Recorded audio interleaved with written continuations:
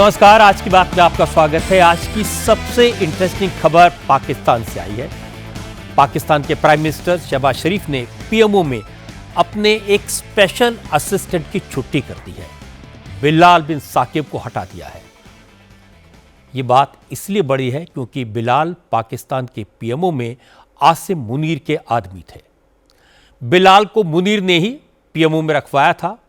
Bilal crypto currency के बड़े कारोबारी हैं। बिलाल बिन साकिब की इंपॉर्टेंस यह है कि उनके अमेरिकी सरकार में गहरे ताल्लुकात हैं। पीएमओ के इस स्पेशल असिस्टेंट ने ही जनरल मुनीर की व्हाइट हाउस में एंट्री कराई थी। बिलाल का हटाया जाना आसिम मुनीर के लिए एक बड़ा सेटबैक बताया गया है। माना जा रहा है कि नवाज शरीफ और शहबाज शरीफ ने आसिम मुनीर के साथ एक बड़ा खेल किया है। आसिम मुनीर आज भी इंतजार करते रहे, लेकिन उन्हें सीडीएफ यानी चीफ ऑफ डिफेंस स्टाफ बनाने वाला नोटिफिकेशन जारी नहीं किया गया। आर्मी चीफ के तौर पर मुनीर का टर्म 29 नवंबर को खत्म हो चुका है। उसी दिन सीडीएफ के लिए नोटिफिकेशन आना था, लेकिन 5 दिन हो गए, सस्पेंस बना हुआ है। बिलाल बिन साकिब के इस्तीफे की टाइमिंग और नोटिफिकेशन का न आना इस बात को कंफर्म करता है कि शरीफ ब्रदर्स और आसिम मुनीर के बीच बात काफी बढ़ चुकी है। पाकिस्तान की मीडिया में इसकी खासी चर्चा है। नवाज शरीफ और शहबाज शरीफ आसिम मुनीर को किसी भी हालत में तानाशाह बनने से रोकना चाहते हैं। आज जैसे ही बिलाल के इस्तीफे की खबर आई, पूरे पाकिस्तान में हलचल मच गई। भारत की सियासत में आज अयोध्या की बाबरी मस्जिद का एक बार फिर खूब जिक्र हुआ। रक्षा मंत्री राजनाथ सिंह के एक बयान से कांग्रेस तिलमिला गई। कांग्रेस के नेताओं के बीच इस मुद्दे पर बोलने की होड़ लग गई। असल में वडोदरा में सरदार पटेल से जुड़े एक प्रोग्राम में राजनाथ सिंह ने कहा कि देश के पहले प्रधानमंत्री जवाहरलाल नेहरू सरकारी पैसे से, पब्लिक मनी से बाबरी मस्जिद बनवाना चाहते थे, लेकिन सरदार पटेल ने इसका विरोध किया। राजनाथ सिंह ने कहा कि नेहरू चाहते थे कि बाबरी मस्जिद की मरम्मत के लिए सरकारी खजाने से पैसा दिया जाए, लेकिन सरदार पटेल ने कहा किसी एक धर्म के काम के लिए सरकार पैसा खर्च नहीं कर सकती। ऐसा एक एग्जाम्पल आज बंगाल में मिला। टीएमसी के विधायक हुमायूं कबीर ने ऐलान किया है कि वो बंगाल में नई बाबरी मस्जिद बनाएंगे। हुमायूं कबीर ने 6 दिसंबर को मुर्शिदाबाद में नई बाबरी मस्जिद के शिलान्यास का ऐलान किया। इसके लिए हुमायूं कबीर ने मुर्शिदाबाद में जगह जगह बाबरी मस्जिद के पोस्टर लगवाए हैं। हुमायूं कबीर ने कहा कि उन्होंने मुर्शिदाबाद के बेलडांगा में बाबरी मस्जिद बनाने के लिए जमीन ले ली है और 6 दिसंबर को इसकी बुनियाद रखी जाएगी। हाँ, वो तो बाबरी मस्जिद का शिलान्यास होगी 6 दिसंबर।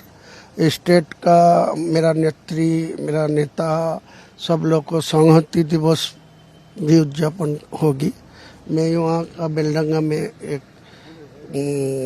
बाबरी मस्जिद 3 साल के लिए काम चलेगी, इसीलिए उनका भित्ति स्थापन होगी।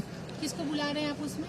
वो मुस्लिम लीडर लोग सब आएगी। मुस्लिम जो जाने वाने वाला है, जो कुरान हदीस, बड़ा नाम बाद में आपको ऐलान कर देंगे। पश्चिम बंगाल में जारी एसआईआर प्रोसेस के बीच ममता बनर्जी ने इसके खिलाफ अपना स्टैंड आज और सख्त कर लिया। मुख्यमंत्री ने कहा कि वो बंगाल के लोगों की चौकीदार हैं और किसी को भी डिटेंशन कैंप में जाने की जरूरत नहीं पड़ेगी। बंगाल के बॉर्डर डिस्ट्रिक्ट मालदा में एक रैली करके ममता बनर्जी ने एसआईआर के लिए सीधे सीधे होम मिनिस्टर अमित शाह पर अटैक किया। ममता ने कहा कि पश्चिम बंगाल में एसआईआर कराने के पीछे अमित शाह का दिमाग है। अमित शाह किसी भी कीमत पर बंगाल पर कब्जा करना चाहते हैं, लेकिन वो ऐसा होने नहीं देंगी। बीजेपी को जल्दी समझ आ जाएगा कि बिहार और बंगाल एक जैसे नहीं हैं। ममता बनर्जी ने कहा कि वो एसआईआर के खिलाफ नहीं है, लेकिन इसे जल्दबाजी में कराना गलत है। काम के प्रेशर की वजह से बंगाल में 39 लोगों की जान चली गई है। ममता बनर्जी ने लोगों को भरोसा दिलाया कि उनकी पार्टी एक भी वोटर का नाम कटने नहीं देगी। ममता ने कहा कि उनकी पार्टी 12 दिसंबर से मे आई हेल्प यू मुहिम शुरू करने जा रही है। इसके तहत उन सब लोगों की मदद की जाएगी जिनका नाम वोटर लिस्ट में नहीं होगा। बंगाल के वोटर्स की मदद तृणमूल कांग्रेस के साथ साथ बीजेपी भी करेगी। प्रधानमंत्री नरेंद्र मोदी ने बीजेपी के सांसदों को सलाह दी है कि एसआईआर ड्राइव का मकसद सिर्फ ये है कि जेन्युइन वोटर का नाम लिस्ट में शामिल हो और जो देश के नागरिक नहीं हैं उन्हें वोटर लिस्ट में जगह न मिले। मोदी ने आज पश्चिम बंगाल के बीजेपी के सांसदों से मुलाकात की और उन्हें अगले साल होने वाले विधानसभा चुनाव की तैयारियों में जुट जाने को कहा। मोदी ने तृणमूल कांग्रेस या मुख्यमंत्री ममता बनर्जी का सीधे तौर पर नाम नहीं लिया, लेकिन अपने सांसदों से कहा कि वो विपक्ष की बयानबाजी से घबराए नहीं। उन्होंने याद दिलाया कि 2011 में पश्चिम बंगाल में बीजेपी के सिर्फ 3 विधायक थे, अब 77 हैं। अगर मेहनत करते रहे तो पार्टी के एमएलए की संख्या और बढ़ेगी। वैसे नेताओं की नहीं बल्कि धर्मगुरुओं में भी भड़काऊ बयान देने की होड़ लगी है। मौलाना महमूद मदनी के जिहाद वाले बयान पर अभी विवाद थमा नहीं था कि अब उनके चाचा मौलाना अरशद मदनी के भड़काऊ बोल सामने आए हैं। मौलाना मदनी को लग रहा है कि मोदी सरकार मुसलमानों के खिलाफ टारगेटेड कैंपेन चला रही है। अरशद मदनी ने मुसलमानों से अपील की है कि 5 दिसंबर से पहले वो हर हाल में वक्फ प्रॉपर्टीज का रजिस्ट्रेशन करवा लें, वरना उसके बाद उन्हें बहुत दिक्कत हो जाएगी। अपने कंट्रोवर्शियल बयान की वजह से तेलंगाना के मुख्यमंत्री रेवंत रेड्डी भी एक विवाद में फंस गए हैं। रेवंत रेड्डी ने इस बार गांधी भवन में बैठक के दौरान हिंदू देवी देवताओं पर कंट्रोवर्शियल कमेंट किए। दरअसल गांधी भवन में तेलंगाना प्रदेश कांग्रेस कमेटी की मीटिंग हो रही थी। रेवंत रेड्डी कांग्रेस पार्टी की खासियत बता रहे थे। इसी दौरान उन्होंने कहा कि जिस तरह हिंदू धर्म के लोग अलग अलग देवताओं की पूजा करते हैं, उसी तरह कांग्रेस भी अलग अलग मानसिकता वाले लोगों को अपने साथ जोड़ती है। इसके बाद उन्होंने कहा कि हिंदुओं में अलग अलग तरह के भगवान हैं। कोई कुंवारों का भगवान है तो कोई शादीशुदा लोगों का भगवान है, 2 शादी करने वालों के लिए अलग भगवान है और शराब पीने वालों के भी अपने देवता हैं। एक और विवाद जम्मू कश्मीर के कटरा में श्री माता वैष्णो देवी मेडिकल कॉलेज को लेकर हुआ।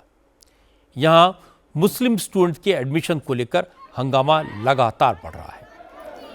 पिछले काफी दिन से हिंदू संगठन विरोध प्रदर्शन कर रहे हैं।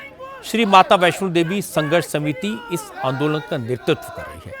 समिति की मांग है कि मेडिकल कॉलेज की एडमिशन लिस्ट को बदला जाए और कॉलेज को माइनॉरिटी स्टेटस दिया जाए। अब मैं आपको इस कंट्रोवर्सी की बैकग्राउंड बता देता हूं। श्री माता वैष्णो देवी मेडिकल कॉलेज में 50 सीटें हैं।